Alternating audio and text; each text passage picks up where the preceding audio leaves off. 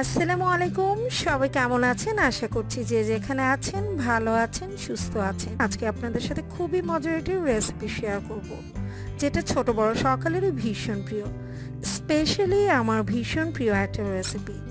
আজকে পর্বে রান্না করে দেখাবো চিংড়ি মাছের দো পেঁয়াজা। চেষ্টা করেছি একদম সহজ রেসিপিতে রান্না করে দেখানো। যদি আমার আজকের রেসিপি ভালো লাগে তাহলে প্লিজ চ্যানেলটিকে সাবস্ক্রাইব করে পাশে থাকার রিকোয়েস্ট রইল। তো চলুন কথা না বাড়িয়ে শুরু করা যাক। চিংড়ি মাছের দো পেঁয়াজা রান্না করার জন্য প্রথমেই আমি প্যানে দিয়ে দিচ্ছি 1/3 কাপ রান্নার তেল। তেল গরম হয়ে গেছে, এবার এই গরম তেলে দিয়ে দিচ্ছি আমি পুরো 1 বাটি পেঁয়াজ কুচি। এখানে আমি 6টা বড় বড় সাইজের পেঁয়াজ কুচিয়ে নিয়েছি।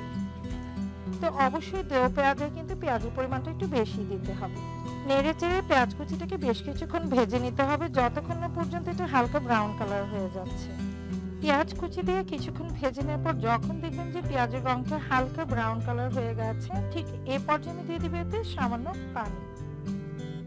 এতে করে মশলাটা পুড়ে যাওয়ার চান্স থাকে, আমি খুব অল্প পরিমাণে পানি দিয়ে দিয়েছি। এবার একে একে আমি বাকি সব মশলাগুলো দিয়ে দিচ্ছি 1 চা চামচ পরিমাণ মরিচ গুঁড়ো, ঝালটা আপনাদের পছন্দ মতো বাড়িয়ে বা কমিয়ে নিতে পারেন।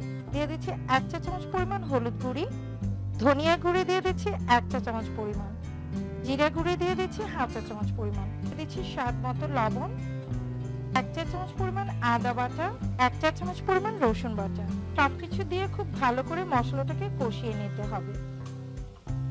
তো আমি বেশ কিছুক্ষণ মশলাটাকে কষিয়ে নিয়েছি। এবার এতে দিয়ে দিচ্ছি আমি কাঁচামরিচ 4টির মতো, আমি হালকা একটু চিড়ে নিয়েছি। দিয়ে দিচ্ছি 2টা মিডিয়াম সাইজের টমেটো কুচি। আমি টমেটোটাকে এরকম পাতলা পাতলা করে স্লাইস করে কেটে নিয়েছি। এটা ভালো করে আরো 1.5 মিনিটের মতো কষিয়ে নিয়েছি, আর এখন কিন্তু টমেটো কুচিটা অনেকটাই সফট হয়ে এসেছে। এই পর্যায়ে দিয়ে দিচ্ছি আরো সামান্য পরিমাণে পানি। তো চিংড়িটা সেদ্ধ হতে যতটুকু পানির প্রয়োজন আমি সেই অনুযায়ী বুঝে কিন্তু পানিটা দিয়েছি। তো দেখতে পাচ্ছেন ঝোলে কিন্তু বলক চলে এসেছে। এবার আমি এতে দিয়ে দিচ্ছি ধুয়ে রাখা গলদা চিংড়ি। আমি এখানে 25টির মতো গলদা চিংড়ি নিয়েছি, আর এটা মিডিয়াম সাইজের গলদা চিংড়ি। আর চিংড়িগুলোকে খুব ভালো করে ধুয়ে নিয়েছি। তো নেড়ে চেড়ে মশলার উপর বেশ কিছুক্ষণ এটাকে কষিয়ে নিতে হবে। আর এ পর্যায়ে কিন্তু আমি এটাকে ঢাকনা দিয়ে রান্না করব না, জাস্ট 3 থেকে 4 মিনিট রান্না করে নিব।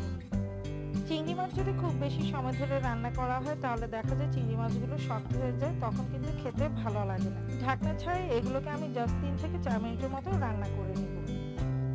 তো আমি প্রায় 3 থেকে 4 মিনিটের মতো চিংড়ি মাছগুলোকে রান্না করে নিয়েছি, আর এটা একদম মাখা মাখা টাইপ হয়ে গেছে।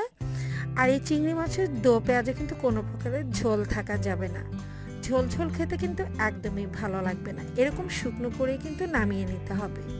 সাদা ভাত কিংবা পোলাওয়ের সাথে দারুণ জমে যাবে মজাদার এই চিংড়ি মাছের দো পেঁয়াজা। আশা করছি রেসিপি ভালো লেগেছে। ভালো লেগে থাকলে অবশ্যই একটা লাইক দিয়ে দিবেন। পরবর্তী রেসিপি দেখার আমন্ত্রণ জানিয়ে আজকের মতো এখানে বিদায় নিয়ে নিচ্ছি। সবাই ভালো থাকবেন, সুস্থ থাকবেন।